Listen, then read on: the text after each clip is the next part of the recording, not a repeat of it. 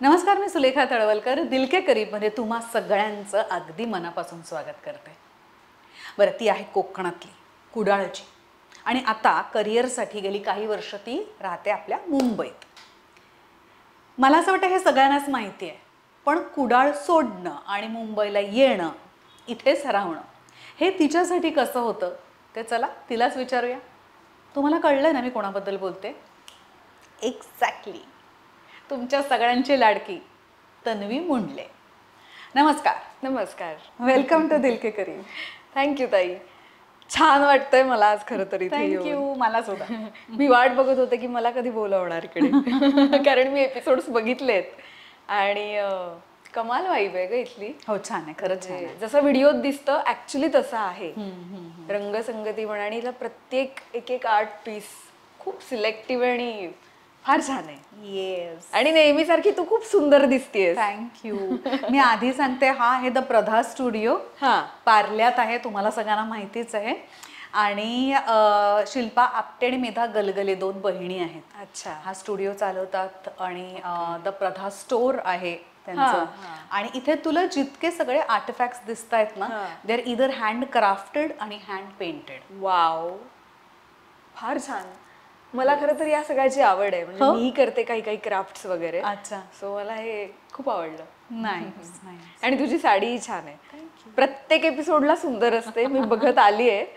ही पण छान आहे. ही आता अलीकडे मी साजिरीच्या साड्याने असते. दीपाताई चेवलकरांचा ब्रँड आहे. ओके. सो आज पार्ल्यात असं जाता जाता त्यांच्या स्टोअरला व्हिजिट करून नक्की. सो गप्पांना सुरुवात करूया. हो हो हो. कुडाळ ते मुंबई. आता मी म्हणताना आमची मुंबई म्हणाले, पण आता ती तुझी मुंबई सुद्धा झाली. तुझा प्रवास कसा होता? आई वडील काय म्हणाले? मनात काय काय चाललं होतं की आपण तिथे जाऊन, एवढ्या लांब जाऊन आपण यशस्वी होऊ का? झालं तर ठीक, नाही झालं तर काय? हे सगळे प्रश्न आले असतील ना मनात. हो. कसा होता प्रवास? खरं सांगायचं तर मी ना मुंबईत येऊन स्थायिक होईन असा कधी विचार केला नव्हता.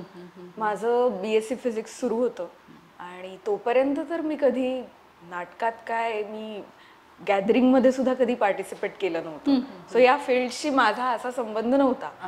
BSc ला आल्यानंतर मग अचानक युथ फेस्टिवल्स वगैरे हे सगळं करत करत मी या फील्डला इंट्रोड्यूस झाले. आणि ते करत असताना कळलं की म्हणजे हिडन कुठेतरी होतं लहानपणापासून की मला यातली आवड आहे, पण कधी कायम अभ्यासू, आपलं ट्युशन, आपलं स्कूल आणि घरी येऊन परत होमवर्क आणि 80+ काहीतरी मिळवायचे, हेच टार्गेट होतं. त्यामुळे या गोष्टींकडे कधी लक्ष दिलं गेलं नाही माझं मला. पण आत माहिती होतं की मला हे करायला आवडतंय. कारण लहानपणीचे जे आपले खेळ असतात काहीतरी टिपिकल, त्यात मला मेकअप करणं, काहीतरी आरशात बघून खोट्या खोट्या हेअरस्टाईल्स करणं याची आवड होती. आणि काही काही छोटे छोटे रोल्स अगदी सिनेमात वगैरे मी काहीतरी केल्या होत्या, एंट्रीज इकडून तिकडून, जे कधी आता मला शोधावं लागेल इतकं बारीक काम होतं. सो तेव्हा असं लक्षात नाही आलं की आपण याच क्षेत्राकडे उद्या प्रोफेशनली वळणार आहोत. त्यामुळे मुंबई तर माझ्या ध्यानीमनीही नव्हती. फिरायला मुंबईला जायचंय वगैरे असं काहीतरी चालायचं. पण मग जसं युथ फेस्टिवल आलं आणि मी पार्टिसिपेट केलं आणि सगळ्यांबरोबर मलाही हा एक थोडा सरप्राईज म्हणजे धक्काच होता की आपण हे करू शकतो, स्टेजवर परफॉर्म करू शकतो आणि ते लोकांना आवडतंय. मग त्याकडे वळले, थोडं हौशी रंगभूमीवर काम करायला सुरुवात केली. आणि नंतर असं माहीत नाही कधी मला ते क्लिक झालं, पण त्या पूर्ण प्रवासातच असं वाटलं की नाही, हेच काहीतरी आहे जे मला करायला आवडतंय आणि मी रमतेय यात, आवडीने याकडे वळतेय. मला 24 तास जरी कोणी म्हणालं की तू काहीतरी कामच कर, म्हणजे ऍक्टिंगच कर किंवा याच क्षेत्राशी रिलेटेड काहीतरी कर, तर मला बोर नाही होणार. उलट मी माझे इनपुट अजून देऊ शकते त्या गोष्टीला. तर तेव्हा मी घरच्यांशी बोलले आणि मग याकडे थोडंसं सिरियसली बघितलं. मग पोस्ट ग्रॅज्युएशन केलं थिएटरमध्ये आणि नंतर नकळत ऑडिशन्स देत देत मुंबईत आले. म्हणजे ललित कला केंद्राला. तिथे MA थिएटर केलं मी. बरं 3 वर्ष. ओके, पुण्यामध्ये. सो मला सांग, म्हणजे कुडाळ टू पुणे. हो. आणि पुणे टू मुंबई हा असा प्रवास होता. खरंच. सो तेव्हाच्या काही गमती आठवत आहेत का तुला? गमती म्हणजे मी पुण्याला जाणार मुळात मी इतकी माझ्या बाबांची लाडकी मुलगी की त्यांना म्हणजे अतिशयच लाडकी मी. म्हणजे आमच्या घरात सगळेजण म्हणायचे पूर्वी की एवढं नको तिचे तू लाड करू, इतका लाड बरा नाही, कधीतरी ओरडता पण आलं पाहिजे. पण काय माहिती मी खूपच लाडकी असल्यामुळे ना त्याला असं झालं की नाही 12वी नंतर तरी मी मुलीला बाहेर कसं ठेवू शिकायला, माझ्याकडे पाहिजे माझी मुलगी. सो ते प्रेमाचं होतं ते. त्यामुळे मी BSc तिकडेच केलं. आणि ते करत असताना जशी मला या क्षेत्राची आवड निर्माण झाली, ओळख झाली, तेव्हा जेव्हा त्यांनी माझे परफॉर्मन्सेस काही बघितले नाटकातले, मला तेव्हाही काहीतरी ती स्पर्धा असतात ना आपल्या गावोगावी जाऊन आपण एकांकिका स्पर्धा करतो, तर त्यात जी बक्षिसं मिळायची आणि त्यात त्याला वाटायचं माझ्या बाबांना की हिला आपण सपोर्ट करूया, ही करेल यात काहीतरी चांगलं. आणि माझी इच्छा होती खूप. सो मग त्यांनी कसं बसं स्वतःचं मन तयार केलं आणि मला पुण्याला पाठवलं. सो डायरेक्ट कुडाळवरून पुण्याला जाणं हा माझ्यासाठी खूपच मोठा एक काय म्हणता येईल हा चेंज होता. कारण मी चला फिरायला तर खूप वेळा जायचे, आपण गोवा म्हणा, अजून कुठे म्हणा, काही म्हणा, आमचं कुलदैवत गोव्याला आहे. सो असं कुठे ना कुठे जाणं व्हायचं. पण आता जाऊन आपण एकट्याने राहायचंय पुण्यात किंवा अशा शहरात जायचंय, तर हे त्यावेळेला माझ्यासाठी थोडंसं चॅलेंजिंग होतं. चॅलेंजिंग इन द सेन्स मी कायम घरातच राहिलेली मुलगी होते. सो तरी त्याने काय माहिती पण कसं काय तेव्हा मी कन्व्हिन्स केलं का त्यांनाच तितकं वाटलं, पण त्यांचा विश्वास होता की ही करेल. सो ते जुळून आलं आपोआप आणि गेले मी शिकायला पुण्यात. त्यानंतर मुंबई म्हणजे मग तेवढं ठीक होतं की चला आता पुण्यात राहिली, आता ही करेल तो मुंबईत प्रवास काही. सोपा होता. हा, आणि मुंबईत माझा दादा राहत होता, त्याचा जॉब असल्यामुळे. हा सख्खा भाऊ माझा. सो आमचं घर ठाण्यात आहे. सो एक होतं की चला मुंबईत जायचं झालं तर काही टेन्शन नाही, कारण ठाण्यात भाऊच आहे, आपल्याच घरी राहील आणि काहीही करेलही. पण ओव्हरऑलच त्यांना माझा पुण्याचा सगळा प्रवास बघता मी कितपत काय झेपवू शकते, मी कितपत काही करू शकले, किती स्ट्रॉंग आहे याची आयडिया आली होती थोडीफार. तो त्यांनी कधी अशी भीती नाही बाळगली की अरे बापरे हिला मी कसंच पाठवू, काय होईल, करेल काही नाही. त्यांना माहिती आहे की तिला सगळ्या गोष्टींची पूर्ण जाण आहे आणि ती योग्य डिसिजन घेणार. सो हा प्रवास इंटरेस्टिंग होता. म्हणजे लक्षात राहण्यासारखं म्हणशील तर आधी झालेला विरोधच थोडासा आठवतो की या क्षेत्रात पाठवायचं का नाही, काळजीपोटी अर्थात, की मला फॅमिली बॅकग्राऊंड या क्षेत्राशी काहीच नाही. बरोबर. सगळे आपापले जॉब करणारे इंजिनियर, डॉक्टर असेच लोक आहेत घरी. पण अचानक अभिनय क्षेत्रात पाठवायचं, एवढा सेन्सिटिव्ह काय म्हणतात ते फील्ड आहे आणि सतत याविषयी बोललं जातं प्रत्येक आर्टिस्ट बद्दल, तर अशा ठिकाणी मुलीला पाठवायचं ज्यात आपलं कोणीच नाही, तर हे त्यांच्यासाठी थोडंसं काळजीचं जास्त होतं की उद्या काही लागलं तर आपल्यापैकी कसं कोणी उभं राहणार. म्हणजे आपण करणारच आपल्या माणसासाठी, पण त्या क्षेत्रातली आपल्याला काही माहिती नाही, असं थोडंसं होतं. पण मग ते माझा प्रवास बघून मी किती नाटकं करतेय, किती लोकांना भेटतेय, इंडस्ट्रीतलीही माणसं आता ओळखीची व्हायला लागली आहेत, या सगळ्यांना बघून ते आपोआप बदलत गेलं.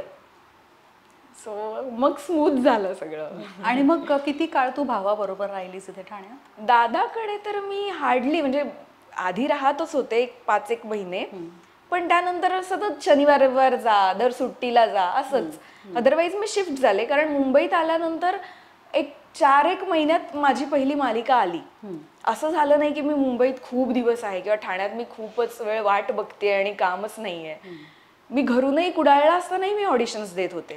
तेव्हा कोविडचा पिरियड होता आणि तेव्हा ऑडिशन्स देताना असं व्हायचं, काही काही वेळेला सिलेक्ट व्हायचे, कधी कधी नाही जुळून यायच्या काही गोष्टी वेगवेगळ्या कारणांनी असेल. पण मग जेव्हा मी ठरवलं की नाही आता आता बाहेर पडायचंच, जायचं मुंबईत ऑडिशन्स द्यायच्या, कारण काय व्हायचं बऱ्याचदा लुक टेस्टसाठी मला यायला नाही मिळायचं, कारण मी कुडाळला, म्हणजे मला 9 तास ट्रेनने यायचं, त्याच्यानंतर ती लुक टेस्ट आणि फक्त तेवढं करून परत कुडाळला जाणं हे पॉसिबल होत नव्हतं. सो मग मी आणि आई मी दादाकडेच आले राहायला आणि मग जशा काही लुक टेस्ट असतील तशा दिल्या आणि त्यात लगेच झालं माझं सिलेक्शन. सो टचवूड, पण पटकन वर्कआउट झाल्या त्यामुळे गोष्टी, असं खूप वेळ मला थांबावं नाही लागलं. सो मग एक 5-6 महिने दादाकडे राहिले आणि शूटिंग म्हणजे काय आपण दिवसभर बाहेरच असतो, बरोबर आहे, घरी फारच कमी. आणि मग त्यात तो ट्रॅफिकचा वेळ आणि सगळा पकडता मग मी डिसिजन घेतला की नाही, सेट पासून अगदी 5व्या मिनिटावर घर पाहिजे, किमान तो वेळ वाचला पाहिजे. कुठे असायचं शूट? तेव्हा माझं कांदिवलीत होतं, अच्छा. मंगलमूर्ती स्टुडिओ. मंगळूरला. हां. मग मी मलाडला शिफ्ट झाले म्हणून ठाण्याहून.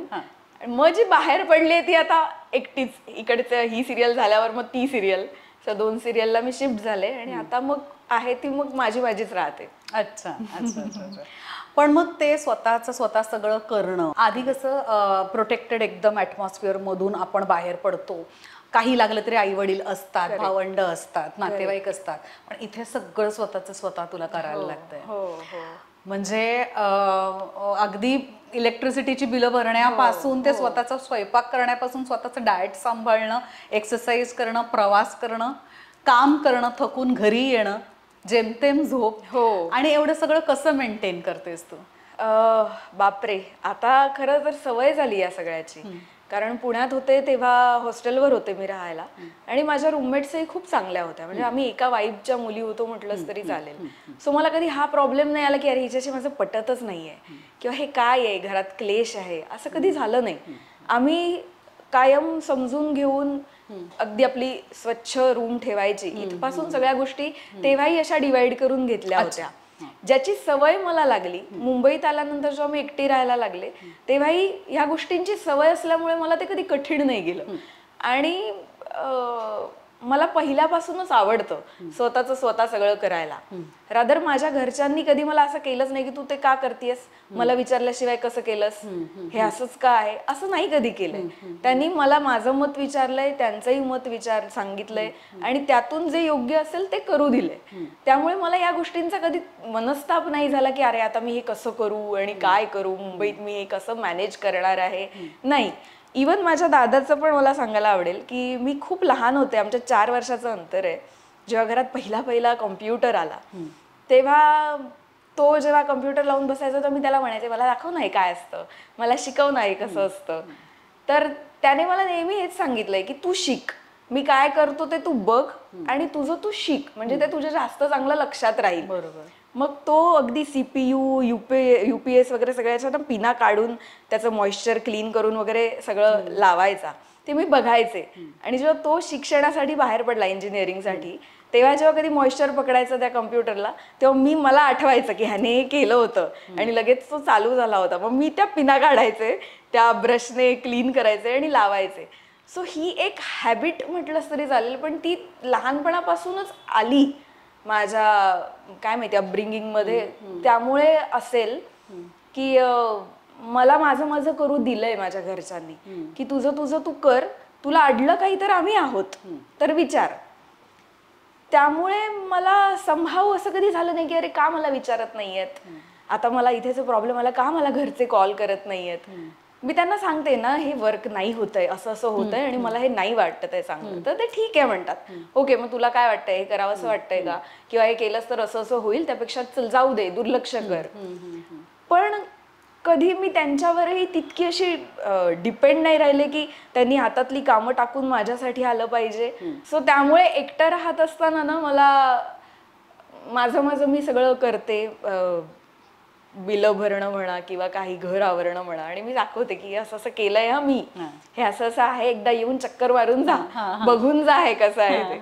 मग त्यानुसार ते येतात, अरे वा तनू हे चांगलं केलंयस, त्यांना माझ्या 2-3 गोष्टी आवडतात, मग ते कुडाळला जाऊन तसं करायला बघतात. असं काहीतरी आमचं होतं.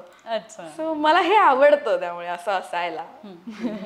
आत्ता सध्या कुठल्या प्रोजेक्ट्स वरती काम करतेस? आत्ता माझं कुटुंब कीर्तन नाटक चालू आहे आणि त्या व्यतिरिक्त काही ॲड्स असतील किंवा काही म्हणजे अशी एक 4-5 दिवसाची कामं असतील तर ते सुरू आहे.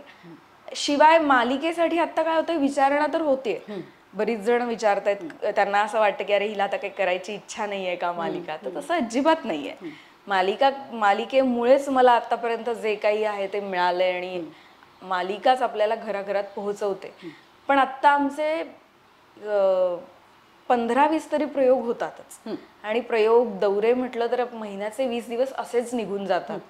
पॉसिबल नाहीये ते प्रॅक्टिकली की लगेच मालिका एक मुख्य नायिकेच्या भूमिकेत करावी, कारण रोज शूटिंग असणार आणि पहिले 3-4 महिने तर आपल्याला माहिती आहे ते इतके हेक्टिक असतात. बरोबर की जवळपास 17-18 तासही शूटिंग चालतं. हो. सो ते पॉसिबल नाहीये आता. नंतर काही एक महिन्यानंतर मग मी मालिकेचा विचार करेन. तोपर्यंत तरी आता नाटक चालू आहे आणि त्या व्यतिरिक्त 1-2 बघूया आता काय कशा गोष्टी वर्कआउट होत आहेत. व्हाव्यात.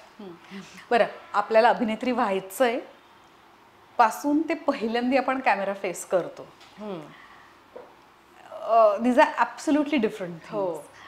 सो म्हणजे एखादी गोष्ट वाटणं किंवा एखादं स्वप्न बघणं हे वेगळं असतं आणि जेव्हा ते म्हणजे आपल्या समोरच येतं की आत्ता तो दिवस आलाय जेव्हा आपल्याला हे सगळं आता साकारायला मिळणार आहे, तेव्हा मनामध्ये काय असतं?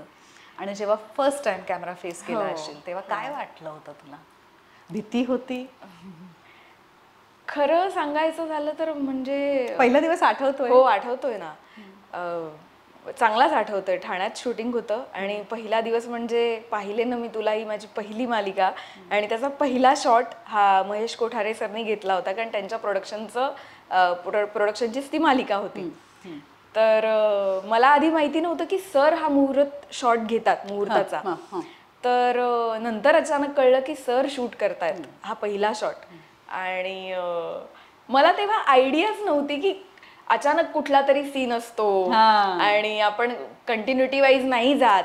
हा कदाचित 4थ्या एपिसोडचा सीन आहे पण हा आत्ता करतोय, याच्या आधी असं घडलंय, याची काही तेवढी समज नव्हती. आणि अगदीच नवीन असल्यामुळे आणि अर्थात आउटडोर शूट असल्यामुळे अशी माणसंही तिथे काही खूप नव्हती की असं असं आहे, असं असं करा, अरे चला पटकन सण जातोय किंवा सण आत्ता आहे, या झोनला आपण जे शूट करतो घाईघाईचं, तसा तो पहिला माझा शॉट होता रस्त्यावरचा.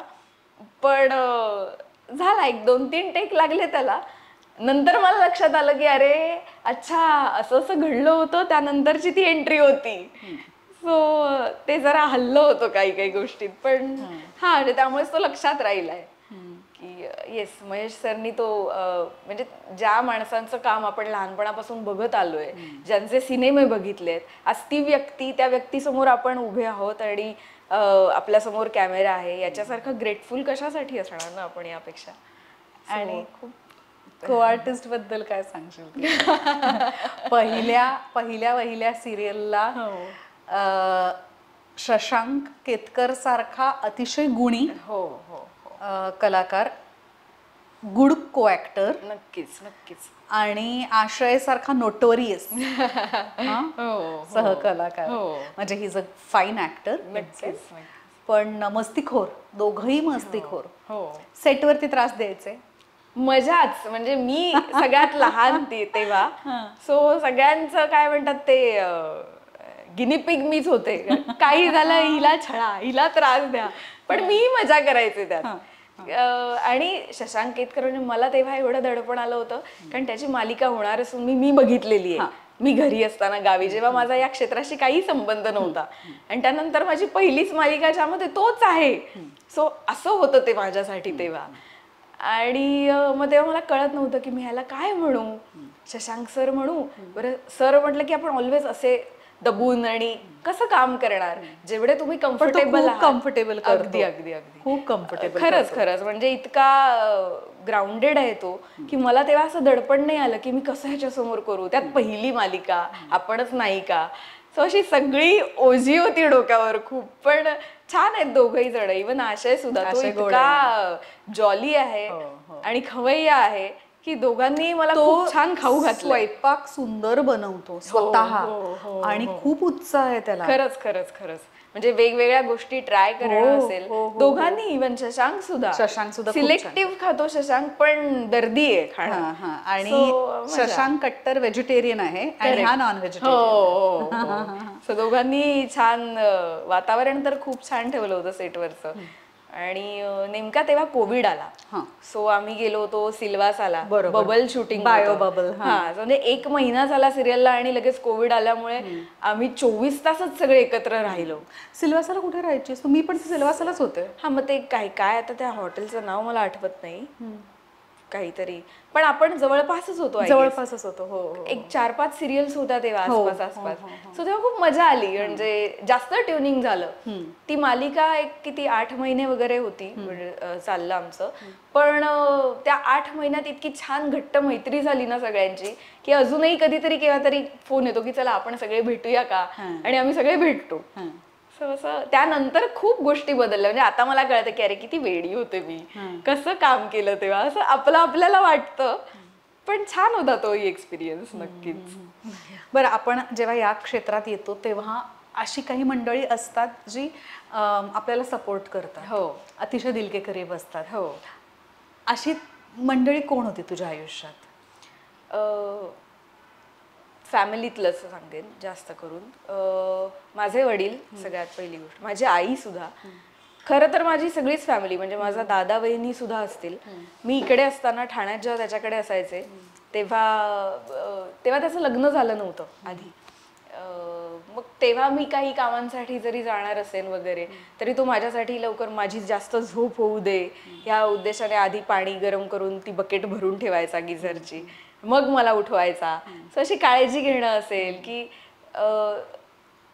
कशासाठी सपोर्ट करणं असेल, या सगळ्या बारीक बारीक गोष्टी आहेत खरं तर, पण या खूप जास्त मॅटर करतात माझ्या आत्ताच्या म्हणजे माझं असण्याला ओव्हरऑल.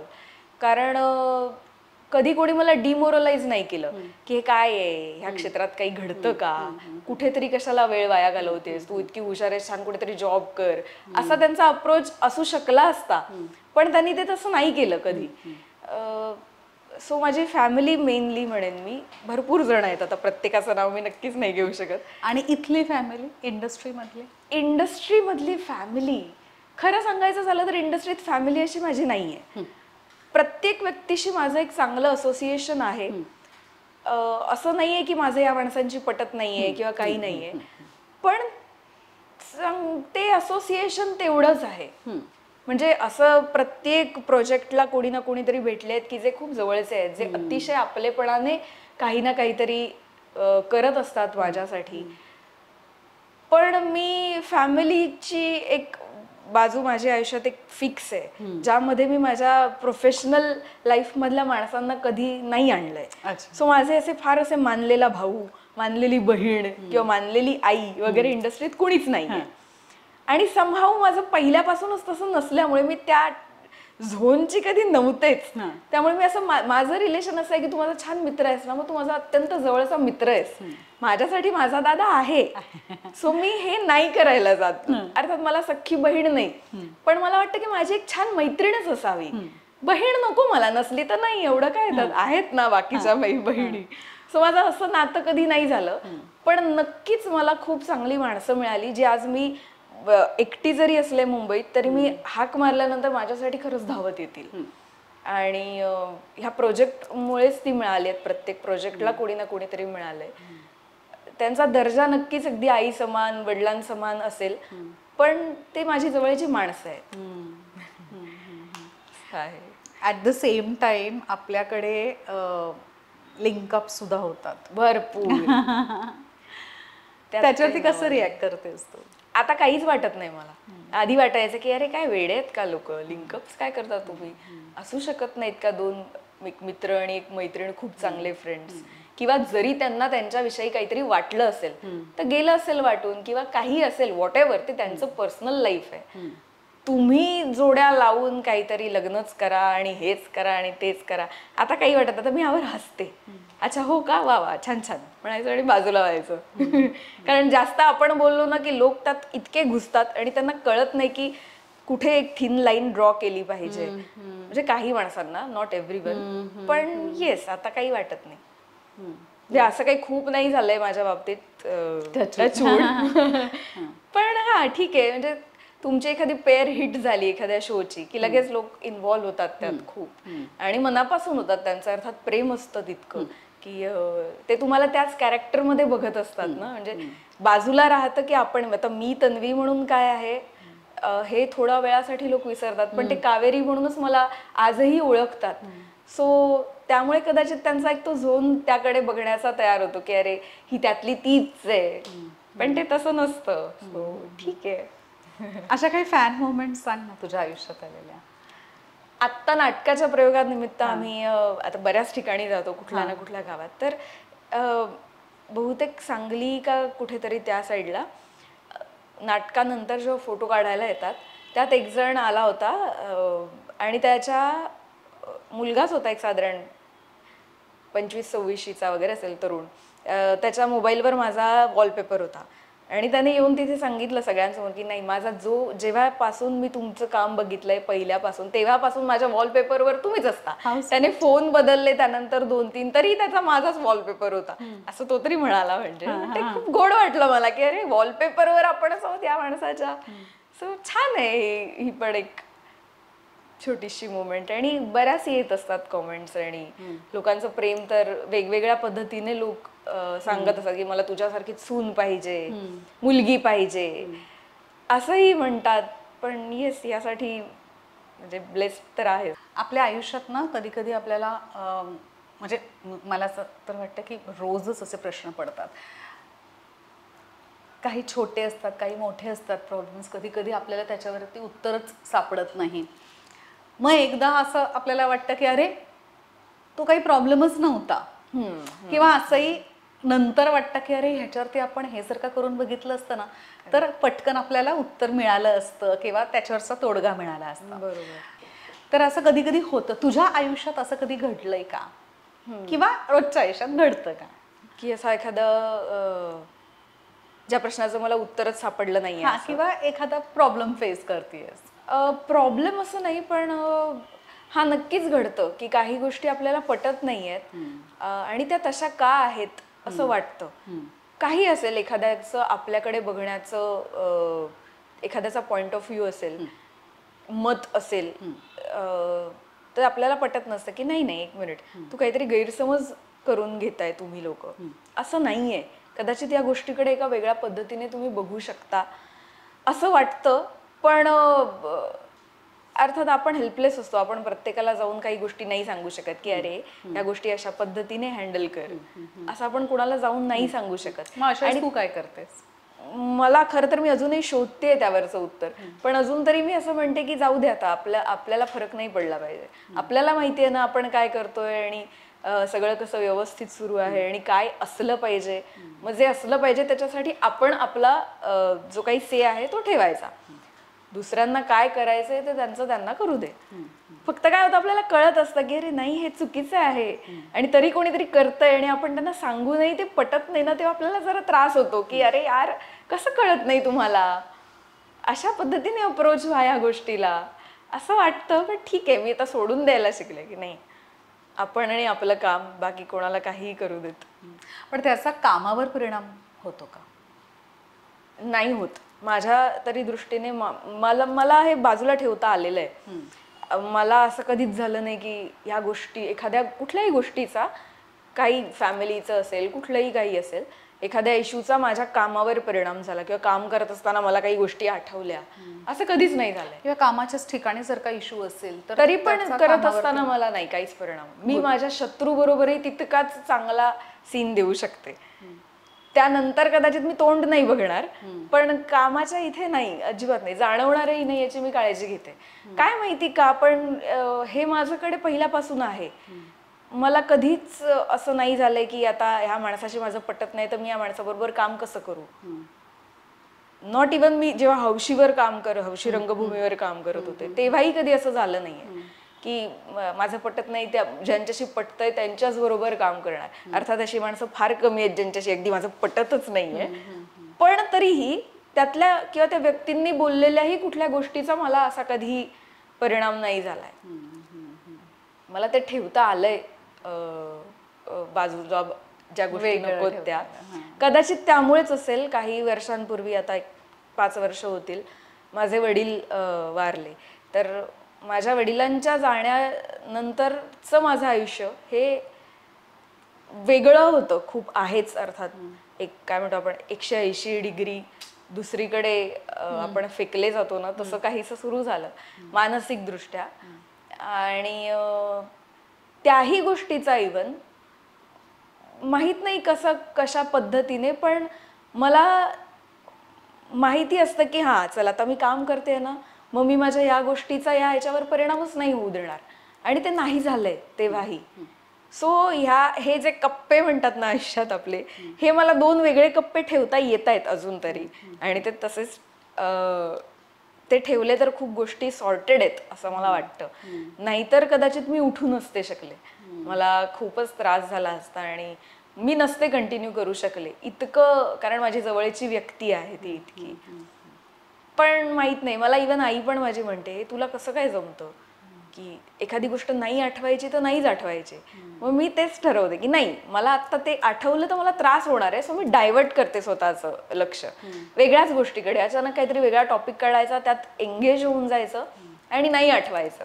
मग जेव्हा मला वाटतंय की आता मी ठीक आहे, आता मी शांत आहे, आता मला या गोष्टीवर थोडासा विचार करायचा आहे, थोडंसं काहीतरी ओपन अप व्हायचंय, तर तेव्हा मी त्या गोष्टीसाठी वेळ देते.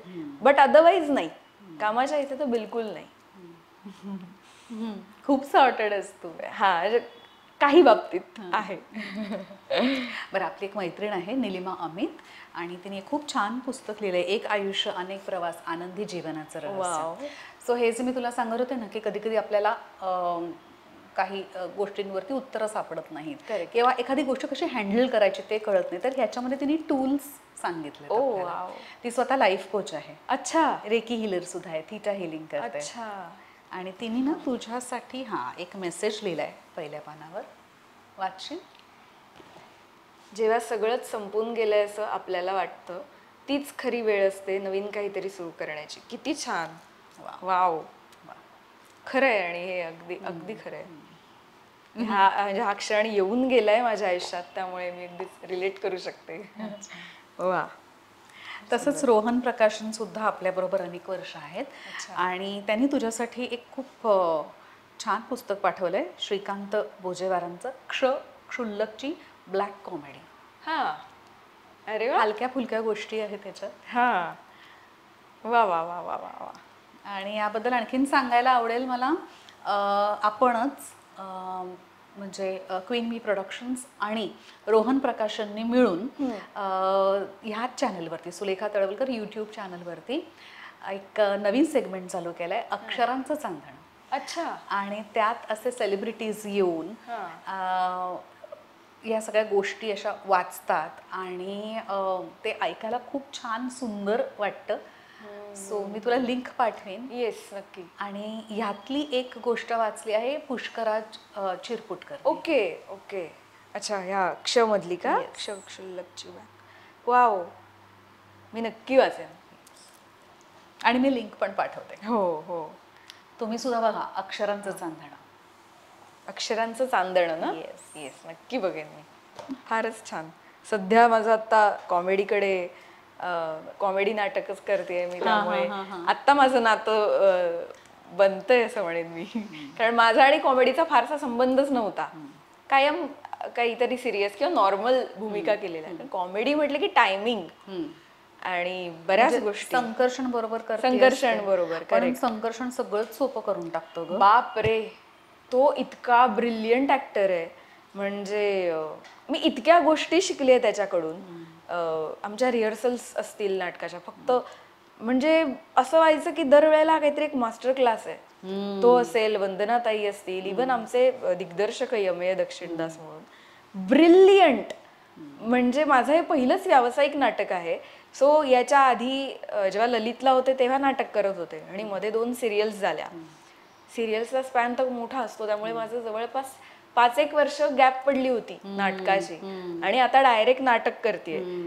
मला असं वाटलं की त्या एका नाटकाच्या 1 महिनाभराच्या तालमीत मी 5 वर्ष भरून काढलेत. इतके त्यांचे एक्सपिरियन्स आणि बारीक बारीक गोष्टी से असतील त्यांचे, या सगळ्यांनी असं झालं मला की आता आपण एक वेळ देऊन एखादं प्रोजेक्ट करता येणं जे म्हणतोय ना, ते आता मला करायला मिळतंय.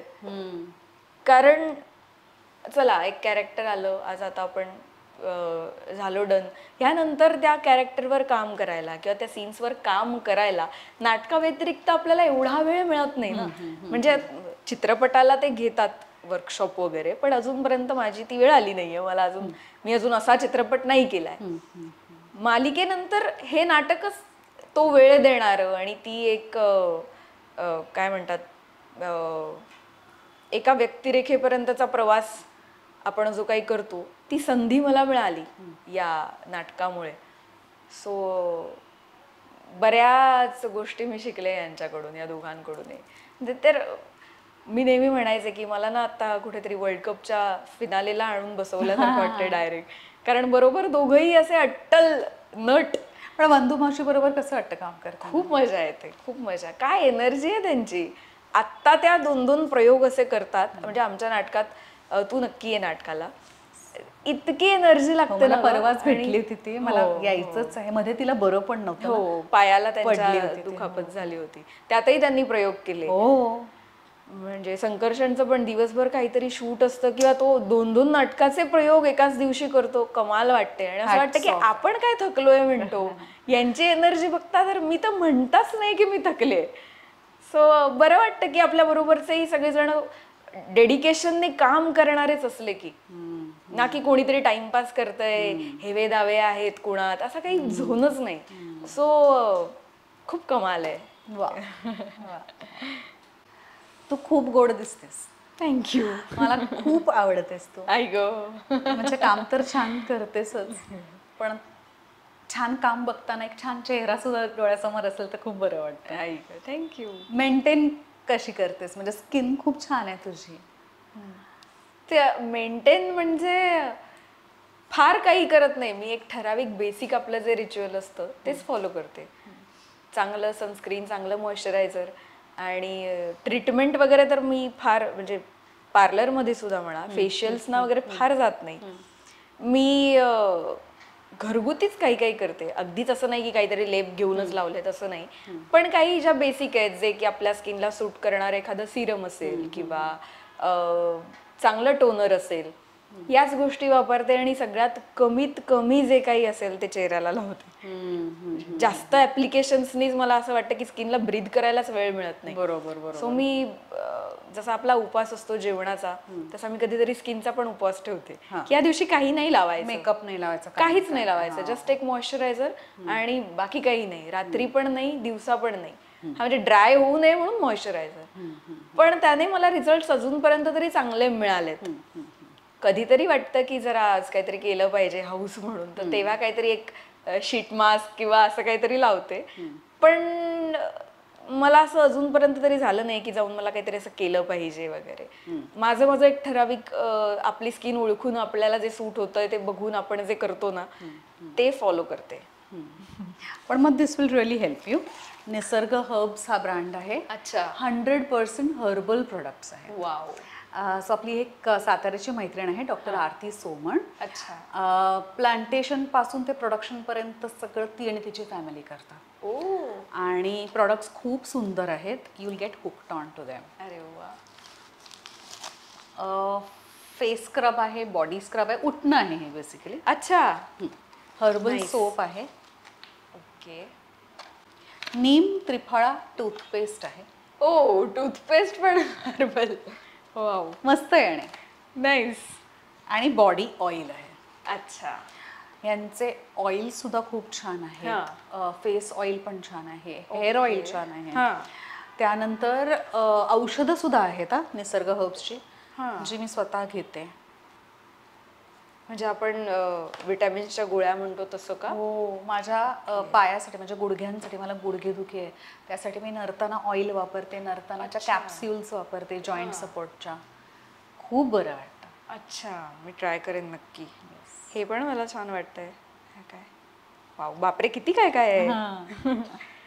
येस. ठेवू काय. आणि मगाशी आपण हेअर बद्दल बोलत होतो. सो संदीपा पाटील ही एक सायंटिस्ट आहे, आणि तिने वेदवी नॅचरल्सचे हे जे प्रोडक्ट्स बनवले आहेत, शॅम्पू आणि कंडिशनर, याच्यामध्ये तिने एक असं छान कॉम्बिनेशन केलं आहे, शिया बटर आणि बनाना एक्स्ट्रॅक्टचं. ओ वाव. वापरून बघ, नक्की आवडेल तुला. फार छान. बनानाचं मी पहिल्यांदा काहीतरी असं लावणार. बनाना एक्स्ट्रॅक्ट आणि शिया बटर. वाव, इंटरेस्टिंग आहे. येस. तन्वी, स्ट्रगल हा कुणाला चुकलेला नाही आहे. हो खरं आहे. पण आणि प्रत्येकाचा स्ट्रगल हा वेगळा असतो. जसा काम मिळवण्यासाठी, नाव मिळवण्यासाठी एक स्ट्रगल असतो, तसा ते सगळं टिकवण्यासाठी एक वेगळाच स्ट्रगल मग चालू होतो. हो हो. सो तुला असं सगळं एक्सपिरियन्स करायला मिळालं आहे का? नाव टिकवण्याचा स्ट्रगल म्हणजे खरं तर अजून खूप काही करायचं आहे. मला असं वाटतं दरवेळेला की आत्ता सुरुवात झाली आहे, अजून नावही मोठं करायचं आहे, अजून भरपूर काम करायचं आहे.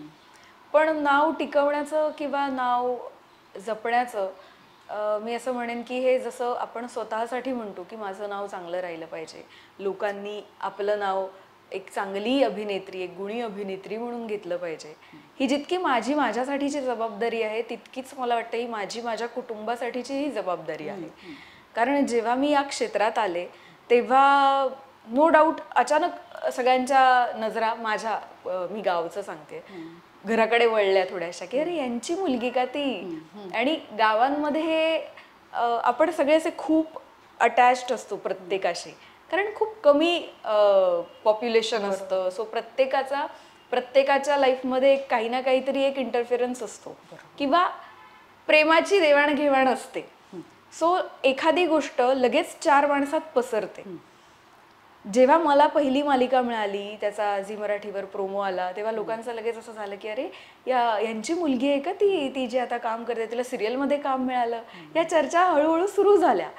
सो तेव्हा मला हे रिअलाइज झालं की आत्ता लोक कौतुकाने लगेच आपल्या घराकडे बघतायत. माझ्या आई बाबांनाही तेव्हा खूप छान वाटलं की अरे माझी मुलगी, आता माझ्या मुलीच्या नावाने मला ओळखतायत. पण तेव्हाच एक ना थोडीशी जबाबदारीची पण जाणीव झाली की आता मला प्रत्येक पाऊल इतकं काळजीपूर्वक उचलायचंय की आज मी जे काही करते याचे परिणाम तेही भोगतायत. मी जर चांगलं केलं तर नक्कीच त्यांना अभिमानच वाटणार आहे किंवा त्यांचंही आयुष्य सॉर्टेड असणार आहे वेगवेगळ्या कारणांनी. आज मी जर एक चूक केली तर आज त्यांनाही ह्या गोष्टीचा परिणाम भोगायला लागणार आहे. म्हणजे जेव्हा मला मालिका मिळाली तेव्हा 50 जणांचे फोन येत होते की कौतुक करायला, जसे मला येत होते तसे त्यांनाही तेव्हा येत होते की तिची मालिकेत एंट्री झाली का, ती आता मालिका करते का करत. म्हणजे मी जितक्यांना थँक्यू म्हणून दमले नाही एवढे फोन्स त्यांनी रिसीव्ह केलेत. सो मला असं वाटतं की माझी जबाबदारी आहे की हे मी मेंटेन ठेवलं पाहिजे आणि दरवेळेला त्यांना याचीच संधी दिली पाहिजे की ते माझं कौतुकच करतील माझ्या घरचे. त्यांना, कारण त्यांनी मोठ्या विश्वासाने मला या क्षेत्रात पाठवलंय. सो जेवढी काळजी मला माझ्या नावाची आहे कदाचित माझ्यापेक्षा दसपट त्यांना आहे आणि मी आन्सरेबल त्यांना आहे, मी जे काही करेन त्यासाठी. सो नक्कीच नाव टिकवणं हे तर अनएंडिंग आहे, म्हणजे चालत राहणार आहे कायम. कितीही आपण पुढे गेलो तरी आपल्याला वाटणारच की अजून नाव आपलं मोठं करावं आणि ते टिकवावं.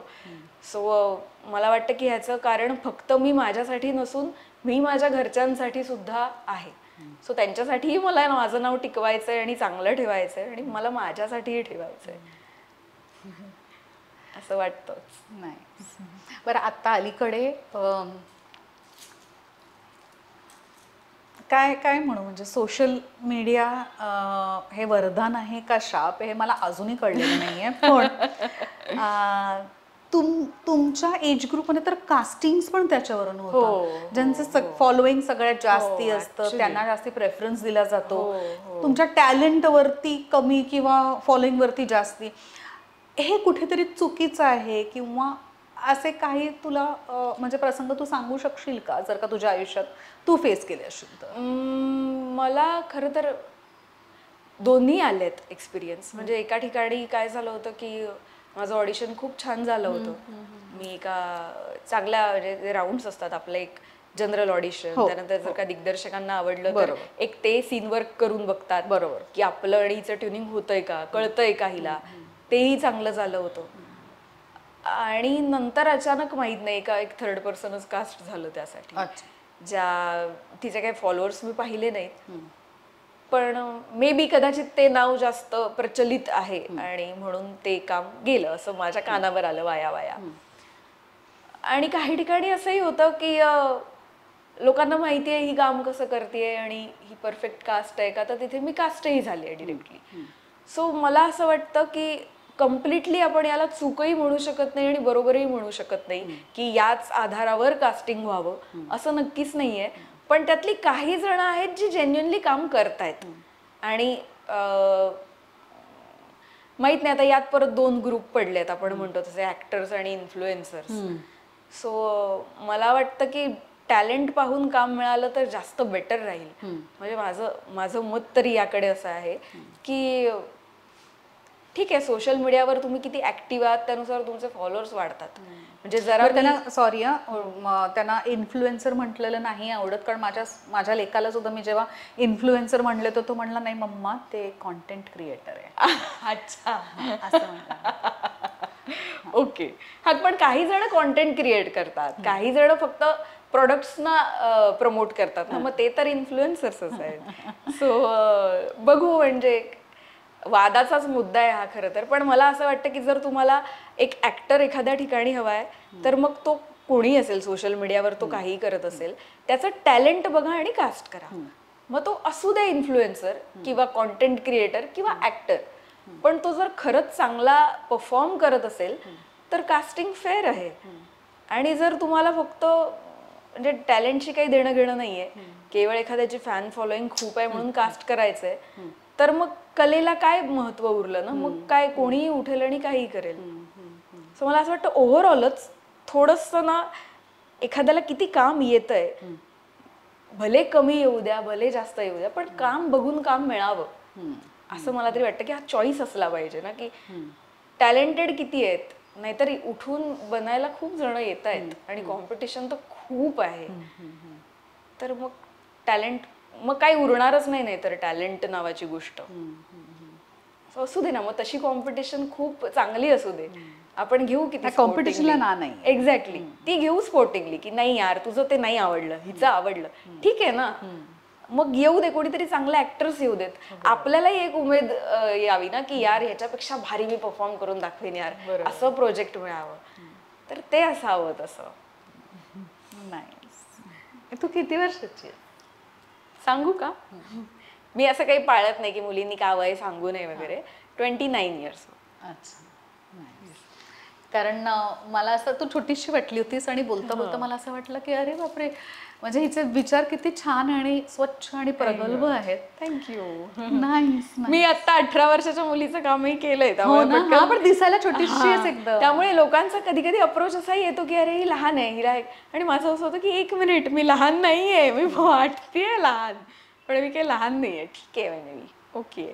असं डायरेक्टली विचारलं कसं तरी वाटतं ना, रिलेशनशिप स्टेटस काय. सो मी ते जरा शुगर कोट करून विचारते. मग काय म्हणतायत आता घरचे, करिअर करत राहायचं का, आता मुलं वगैरे बघायला लागले? खरं तर त्यांनी मला असं कुठल्याच बाबतीत केलं नाहीये की तू आता ह्या वेळेला हे कर, पण आता त्यांचे प्रश्न येत आहेत की काय करायचंय तनू, आता वळायचं आहे का ह्या दिशेने, कमिटमेंटच्या दिशेने वगैरे. तुझं उत्तर काय? आता बघूया का आपण वगैरे, असे प्रश्न हळूच सुरू झालेत. मी म्हटलंय जरा थांबा, अजून माझी मानसिक तयारी नाही होत आहे. जेव्हा मी तयार होईन तेव्हा नक्कीच वळेन याकडे, कमिटमेंट. आणि आता चला, पण अजून असं चाललंय की ठीक आहे, जास्तही वेळ नक्कीच नाही वाया घालवणार, पण बघू. सो घरच्यांना सांग की जर का असा कधी विचार आला आणि तुझ्या नजरेत असं कोणी नसेल तर, बरं का, तुला कोणी आवडत असेल तर आमचं काहीच म्हणणं नाही, तर विवाह प्रसाद ही एक संस्था आहे. अच्छा. प्रसाद दादा शिवरकरांची. ओके. ते एक ज्योतिषी आहेत आणि वास्तुशास्त्र एक्सपर्ट आहेत. ओके. सो विवाह प्रसाद एक म्हणजे मराठमोळी विवाह संस्था आहे. आणि मुळात म्हणजे काय की खूप जेन्युइन आहे, आपण 100% विश्वास ठेवू शकतो. अच्छा अच्छा, वा वा वा वा. आणि त्यांनी तुझ्यासाठी एक मंगलमय देवयंत्र पाठवलंय, ओ, जे तू देव्हाऱ्यात सुद्धा लावू शकते. अच्छा. आणि देव्हाऱ्यात नसेल लावायचं किंवा जागा नसेल तर ते आजूबाजूला, देव्हाऱ्याच्या आजूबाजूला सुद्धा लावू शकतेस किंवा ठेवू शकतेस. ओ,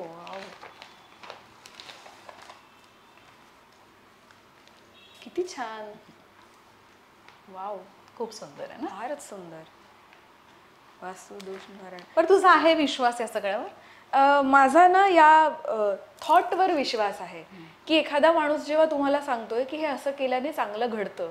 आणि मी आत्ता रिसेंटली एक पुस्तक वाचतेय ज्यामध्ये power of your subconscious mind, ज्यामध्ये खूप सुंदर गोष्ट सांगितली आहे की ज्या गोष्टीवर तुम्ही 100% विश्वास ठेवता ना, मग ती गोष्ट काही असेल.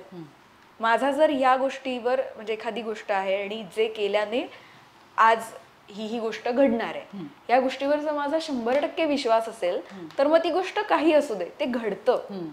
आणि हे मी माझ्या एक्सपिरियन्सने सुद्धा म्हणेन की हो. त्यामुळे जर एखादा म्हणत असेल ना की येस तू या ह्याच्यात हे केल्यामुळे चांगलं घडणार आहे किंवा हे घडणार आहे, तर मला हे माहिती आहे की चल या माणसाचा 100% विश्वास आहे ना यावर, मग त्याच्या बिलीफवर माझा बिलीफ आहे की होणार, मग होईल, मग आपण ठेवायला काय हरकत आहे. आणि जर चांगलं असेल तर होईलच.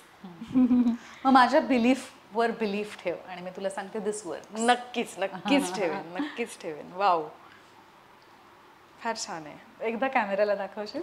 किती सुंदर आहे खरंच, सगळं आहे. आणि यात ना प्रत्येक कळत नाहीये यातलं फार काही, पण मी तुला सरांचा नंबर देते, त्यांना विचारते, तुला छान एक्सप्लेन करते. चालेल मी चालेल. स्वतः त्यांच्याकडे वास्तू शिकते. हो, हो. अच्छा, कमाल. मी काही बेसिक गोष्टी आपल्या फॉलो करते जे आपल्याला माहिती आहेत आणि जे केल्याने मलाही प्रसन्न वाटतंय. सो पण तेवढं खरंच करते. वाटतं ग, हो वाटतं. संध्याकाळी देवाला दिवा लावणे आणि शुभंकरोती म्हणणे हो हो. आणि अगरबत्ती घरबई फिरणे ह्याच्यात पण खूप छान वाटतं. इतकं छान वाटतं ना, अगदी म्हणजे. पण प्रॉब्लेम काय, आपण संध्याकाळी घरी नसतो, सेटवर असतो. करेक्ट. संध्याकाळचे 7 घरी फार रेअर बघायला मिळतात. पण तरी सुद्धा मी 10 वाजता आले तरी मी ते करते. हा हा. खूप छान वाटतं. एक छान आंघोळ घ्यायची, एक शॉवर घ्यायचा आणि उदबत्ती लावायची. खरंच प्रसन्न वाटतं. वाव, हे फार छान दिलंय. त्यात दिव्यातल्या तुपाचा म्हणा किंवा अगरबत्तीचा तो दरवळ असतो घरामध्ये, त्याने सुद्धा छान प्रसन्न वाटतं. नक्कीच वाटतं. It really works on your mental health. हो, म्हणजे आपण लगेच जो एक डलनेस आहे ना घरातला तो निघून जातो. इव्हन आपल्याला सुद्धा जे दिवसभर असं कधीतरी बोर वाटतं, ते एकदम फ्रेश वाटतं. मला सांग तन्वी, आधी कदाचित या सगळ्या गोष्टींकडे आपण लक्ष देत नाही, पण जेव्हा आपण कॅमेरा समोर असतो सातत्यानं, लोक आपल्याकडे बघत असतात, एका वेगळ्या दृष्टीने बघत असतात, तेव्हा असंच कुठेतरी आपण बाहेर गेलो असं नाही करू शकत, कारण त्याच्यावरती सुद्धा कमेंट्स येऊ शकतात. सो आपलं दिसणं, आपलं असणं, आपलं कंडक्ट सुद्धा, आपण कोणाशी कसं बोलतोय हे सातत्यानं ऑब्झर्व केलं जातं. तर ह्यामध्ये तू काही बदल केले आहेस का? बदल म्हणजे मी खरं सांगते, मला अजिबात आवडत नाही छान रेडी व्हायला. मला अजिबात आवडत नाही. मी हे कानातले आता माझे टिकलेत हे या पॉडकास्टचं भाग्य आहे. नाही तर मी घालून जाते एखाद्या ठिकाणी जाताना, थोड्या वेळाने गाडीत काढून ठेवते पर्समध्ये, मग ते राहतात. मी अशी काही फार टिकली लावली आहे किंवा काही असं माझं टिकलंय खूप वेळ, असं होत नाही. कंटाळा येतो मला या गोष्टींचा खरं तर. पण आता आपलं हे प्रोफेशनच आहे आणि जसं तू म्हणालीस की बारीक बारीक गोष्टींवर लोकांचं लक्ष असतं, सो त्यामुळे मी एफर्ट्स घेऊन हे टिकवते माझं सगळं आणि प्रयत्न करते तसं असण्याचा. पण हे खरं आहे की आता हे फील्ड निवडलंय तर या गोष्टी कराव्या लागणार आहेत. अर्थात मी काही अगदी खूपच काहीतरी आता ह्याला हेअर असेच करू, त्याला ड्रेस तसाच असला पाहिजे, एवढं मी काही फॉलो करायला जात नाही. एवढं माझ्याच्याने होत नाही. म्हणजे मला खरंच याच्यासाठी अशी एक स्टायलिस्ट पाहिजे ना, जी माझ्या मानेत बसून तू इकडे जातीयस तर हेच घालून जा म्हणणारी पाहिजे, असं मी आता विचार करते. अशी एखादी कोणीतरी निवडावी. अदरवाईज नाही. म्हणजे आता आपला हा पॉडकास्ट आहे तर काहीतरी जाऊन मी पटकन एक कुर्ता घेऊन आले. आहेत खूप कपडे घरात, दर इव्हेंटला काही ना काहीतरी लागतं आणि असं होतं की आता हे इतकं आहे पण ह्यातलं काही सुचत नाहीये, ह्यातलं काही बरं वाटत नाहीये, दुसरं काहीतरी. पण तुला असं होतं का, आहे म्हणजे कपाट भरून कपडे आहेत, पण माझा हे घालायचा मूड नाही? हो, हेच जास्त वेळा होतं. हा मूड नाहीये आणि असं करत त्या कपाटात जागा नाही राहत कपडे ठेवायला. आणि असंही नाही की रिपीट नाही करायचं, रिपीट होतात बऱ्याच ठिकाणी. पण मग असं वाटतं ना की अरे यार हे छान आहे, आता काहीतरी नवीन येत आहे, आपलं काहीतरी वेगळं काम येत आहे, तर काहीतरी नवीन घालून जावं. सो भरपूर म्हणजे या गोष्टीसाठी प्रयत्न म्हणजे माझे एवढेच असतात की जे घालून गेलोय ते किमान तसं टिकवूया आणि तसं कंटिन्यू करू. बाकी तर काय ठीक आहे, म्हणजे अर्थात हे फील्ड निवडले तर लक्ष लोकांचं असणारच. तुम्ही काही केलं तरी त्यावर बोलतातच. काहींना खूप छान एखादी छोटीशी गोष्ट असते पण ती खूप आवडते, आणि काहींना किती तुम्ही छान रेडी होऊन जा कोणाला आवडत नाही. सो हे सिलेक्टिव्ह आहे. सो मला असं काही कोण काय म्हणतंय ह्याचा फार काही फरक नाही पडलाय. साड्या आवडतात? प्रचंड. साडी माझा वीक पॉइंट आहे. म्हणजे ती अशी काय माहिती कधीही कुठेही मी साडी नेसून जायला तयार असते. आजही नेसायला हवी होती असं वाटतंय. आपली एक मैत्रीण आहे मोहिनी शिंदे, आणि तिच्या ब्रँडचं नाव आहे शिनेल. अच्छा, ती मैत्रीण आहे आपली लंडनची. ओके. आणि तिने तुला तिथून एक साडी पाठवली आहे, प्युअर ऑर्गॅन्झा. आणि खूप नाजूक अशी साडी आहे. किती सुंदर आहे. तुला छान दिसेल. Wow wow. रंग मला मुळात इतका आवडला ना. आणि ब्लाउज पीस आहे, फार छान आहे. ब्लाउज पीस पण गोड आहे बघ ना, किती क्यूट. आहा.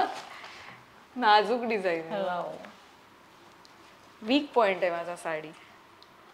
किती छान आहे. ब्लाउज शिव मस्तपैकी नेस एखाद्या इव्हेंटला आणि मोहिनीला पाठव. नक्की नक्की फोटो पाठव, तिला खूप आवडेल. नक्की पाठवेन. वाव, खूपच सुंदर आहे. आणि आता सोशल मीडिया आहे म्हणून टॅग कर. रील मध्ये टॅग करते. वा, फार छान आहे. खरंच सुंदर. या पॉडकास्टला येण्याची मजा आहे. किती गिफ्ट्स मिळतात. वाव. आणि मोहिनीच्या साड्या एलिगंट असतात एकदम. म्हणजे 4 लोक नक्की विचारतील तुला. नाही पण खरंच छान आहे. डिसेंट आहे. एकदा कॅमेराला दाखवूया. खूप सुंदर साडी आहे. आता रील टाकेन मी एक छान. वाव. ही खरी 2 गिफ्ट्स आहेत. हा, ही जी पेपर बॅग आहे ना, ओके, त्यावर पण केलंय त्यांनी काहीतरी बटन्स. पण हे ना सुरतची एक संस्था आहे, अबळ नाही सबळ. अच्छा. अनु शर्मा आपली एक दिल के करीब मैत्रीण आहे. ओके. तिची ही संस्था आहे. न्यूरो डायव्हर्जंट यंग ॲडल्टसाठी तिने ती सुरू केली आहे. ओके. आणि ती मुलं ह्या बॅग्स बनवतात. वाव, छान. आणि खूप प्रेमाने करतात. खूप वेळेला ते विचारतात सुद्धा, ताई कोण आहे यावेळेस. किती छान आहे ही. एरवी ते दिल के करीब वगैरे त्याच्यावरती लिहून देतात, आज लिहिलेलं नाही. आहा, ही आयडिया पण मस्त आहे त्यांची. कलरफुल बटन्स लावून. कधी गेलीस ना सुरतला नक्की जाईन. तर अनुचा नंबर देते, चालेल. तिला फोन कर आणि नक्की मुलांना भेट. हो. इतकं प्रेम करतात ना ती पोरं, इतकं प्रेम करतात. नाही, मी खरंच जाईन. वाव यार, हे खूपच सुंदर आहे. दोन्ही छान आहे, साडी पण आणि. मी तर ह्या बॅग्स ना त्यांच्या वापरतच नाही, मी ठेवून देते. मी आता तेच म्हणणार होते की हे रोज वापरून हे करण्याची नाहीये ही आठवण म्हणून ठेवावी खरंच. आणि हँडमेड ना, अजून काय. आणि मला काय वाटतं माहितीये, तो पेपर ना वॉलपेपर च्या याने केलंय वाटतं. अच्छा, स्टर्डी पण आहे तो. हा बरोबर. हो हो हो, वेगळा पेपर. वॉलपेपरचा तो पेपर आहे वाटतं. अच्छा, त्यामुळे ती दणकट आहे. दणकट आहे. हो. Wow, nice. फार गोड आहे. कुडाळवरून पुणे, पुण्यावरून मुंबई, हे तुझं पहिल्यापासूनचं स्वप्न होतं. आणखीन काही अशी स्वप्न आहेत का तुझी? स्वप्न म्हणजे खरं तर उत्तम उत्तम प्रोजेक्टचा आपण भाग व्हावं हे तर प्रत्येक कलाकाराचं स्वप्न असतं. ते तर आहेच. म्हणजे प्रत्येक प्रोजेक्ट नंतर मला असं वाटत असतं की आता काहीतरी बेस्ट अजून यावं, आता काय आपण बेस्ट अजून करणार आहोत. तर ती भूक तर न संपणारी आहे. म्हणजे कलाकार म्हणून ज्या काही अभिनेत्री आहेत ज्यांच्यामध्ये आपण आपल्याला बघतो की आपण इथे जाऊन बसलं पाहिजे, तर ती धडपड तर कायम चालूच असणार आहे. आणि मला वाटतं ती चालूच राहावी, तर मी ऍक्टिव्ह राहीन. सो ते तर आहेच की आपलं नाव मला तिथे पाहिजे, तर ते करण्यासाठी ते पूर्ण व्हावं, त्यासाठी उत्तम प्रोजेक्ट्स मिळावेत. आणि दुसरं म्हणजे स्वप्न असं नाहीये, पण मला असं वाटतं की आयुष्यात आपण इतकं चांगलं सेटल व्हावं, म्हणजे घर घ्यावं वगैरे सगळं आहेच, पण मला असं वाटतं की एवढी आर्थिक स्थैर्यता यावी चांगल्या पद्धतीने आणि आपल्या कष्टाने की माझ्या घरच्यांचे सगळी कामं आणि सगळं करायला मी माणसं नेमेन. वा वा वा. मला असं वाटतं की माझ्या आईसाठी मी एक 4-5 असे माणसं नेमलेत की ती फक्त बसून सांगेल तू हे कर, जे ती कधी करणार नाही. कितीही मी सांगितलं तरी ती ते करणार नाही. पण मला असं वाटतं की तेवढं आपण असं होतं की चला मुंबईत माझं एक जबरदस्त लाईफस्टाईल आहे, मी सगळं छान केलंय आणि आता माझ्याकडे इतकी म्हणजे इतका मी ताफा इतकं आहे. करू शकतो, इतकं मी करू शकते की माझ्या गावी जे काही चाललंय, चल मला वाटलं माझ्या गावच्या घराच्या कॅम्पसमध्ये मला सगळं क्लीन करून हवंय किंवा काय हवंय, तर मी इथून फोनवर माणसं पाठवू शकले पाहिजे किंवा तिकडे कोणी जाणार असेल तर मी इथून म्हटलं पाहिजे की कोण एंट्री घेतंय, कोण जातंय. सगळं एवढं व्हावं असं वाटतं. सो ती ताकद आपल्याकडे असावी की आपल्या एका फोनवर सुद्धा माझ्या घरी कोणाची हिंमत होता नाही की काहीही त्रास देण्याची, किंवा असं कोणी देतही नाहीये टचवूड, पण एक आपल्याला वाटतं ना की आपण एक असा पर्सन असावं की ज्याच्या हातात अशी पॉवर आहे. वा वा, क्या बात आहे. होणार, नक्की होणार. God bless you. हे काय एवढं काय काय आलंय. खरंच तुझी सगळी स्वप्न पूर्ण होऊन देत. तुझ्यावरती जसे आम्ही गिफ्टचा वर्षाव करतो तसं भरपूर चांगल्या चांगल्या प्रोजेक्टचा वर्षाव हो. ज्याने तुला तिथे जिथे जाऊन बसायचं लवकरात लवकर जाऊन बस. एनिवे, शेवटची 2 गिफ्ट्स आहेत, महत्वाचे आहेत. तन्वी देवधर आपली आणखीन एक दिल के करीब मैत्रीण आहे जिच्या ब्रँडचं नाव आहे ट्रॅड्स इको. Okay okay. सो डिझायनर नाही म्हणता येणार, पण ती एक फॅब्रिक एक्सपर्ट आहे. आणि हे जे एक्सेस फॅब्रिक असतं ना कंपनीजमध्ये, फॅक्टरीजमध्ये, त्यातून ती असे काही काही प्रॉडक्ट्स बनवते. हे बघ. अच्छा, किती गोड, किती गोड आहे हे. वा, तर मला हे पाहिजे. हा, तुला माहितीये मला चमच्यांचं वेड आहे. हो, आय लव्ह स्पून्स. डिझायनर वाले एकदम छान छान असं काही असतात. नाही. मी गिफ्ट करेन. चमचे. वाव, पण हे खरंच छान आहे. आणि मला ते चमच्यांसाठी होल्डर बघितल्यावरती ना मला वा वा वा, फारच छान. ओके. लॅपटॉपची बॅग वाटते. हो, लॅपटॉप केस आहे. कॉटन मध्ये वाटतं हे ना. किती छान आणि किती छान कुशनिंग आहे त्याला. हो. आहा, खूप स्टर्डी आहे. फार क्यूट आहे त्या गोष्टी. आणि शूटिंग साठी डब्बे लागतात की नाही. अरे वा वा वा, त्यासाठी छान. गोड गोड वस्तू मिळाल्यात मला अक्षरशः. म्हणजे हे असं झालंय आता माझ्या दौऱ्यांची तयारी झाली आहे. दौऱ्याला जाताना लॅपटॉप याच्यात ठेवायचा, खाऊचा डबा यात ठेवायचा, सगळं. आणि ते सगळं याच्यात ठेवायचं. आणि स्पून सुद्धा. आणि ठेव देते मी तुला. वा वा वा. चेरी पिकची ही बॅग आहे. ब्रँडचं नाव आहे चेरी पिक. आणि निशांत दादा आवळेने ही बॅग तुझ्यासाठी पाठवली आहे विथ पर्सनलाइज नेम टॅग. आई ग तन्वी, वा, लिहिलंय यावर. किती छान.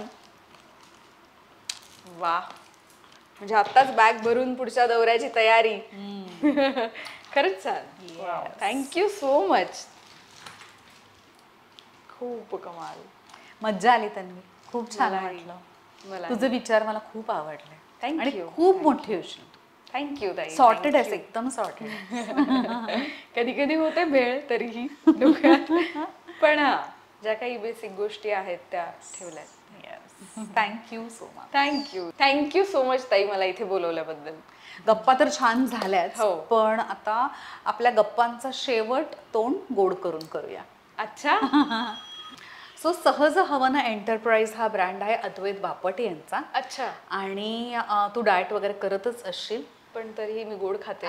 पण ऑर्गॅनिक गुळ आहे आता. अच्छा. वा, खरंच खूप दिवसांनी खाणार आहे मी. आहा, कधी गावी आईच्या हातचा खाल्ला होता, नंतर आज खाईन. वा वा वा वा वा. Thank you thank you so much. Thank you. आणि तुम्ही सगळेजण ऑलवेज बघत राहा दिल के करीब.